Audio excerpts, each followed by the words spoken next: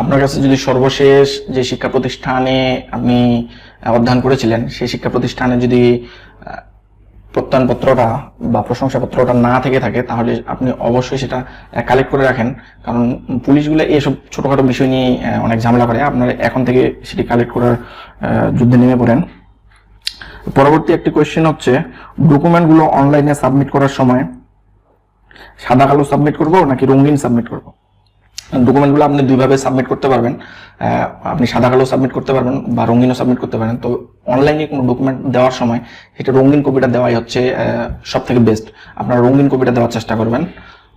সেক্ষেত্রে আপনারা হচ্ছে বিভিন্ন কম্পিউটারের দোকান আছে, কম্পিউটারের দোকানে গিয়ে সেগুলো স্ক্যান করে এক সেট স্ক্যান আপনার কাছে রেখে দিবেন, গুগল ড্রাইভ বা আপনার মোবাইল যেখানে রাখতে পারেন, এই এক সেট ডকুমেন্ট আপনার কাছে রেখে দিবেন।